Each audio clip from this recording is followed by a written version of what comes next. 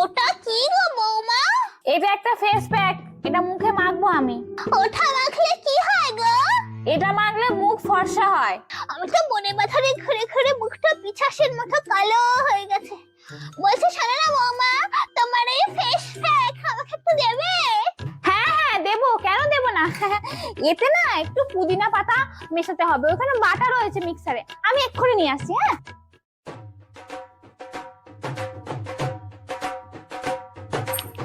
কাকিমা এসো, তোমার মুখে আগে মাখিয়ে দিই। এটা এরকম জ্বালা করছে কেন বলো তো? করুন না, মুখের ময়লা সব উঠে যাবে। এরকম বিচ্ছিরি জ্বালা করছে কেন? এ দেখছি মুখের ছাল চামড়ায় উঠে যাচ্ছে। আমি গিয়ে পুকুরে ঝাঁপ দেবো। ও বাবা!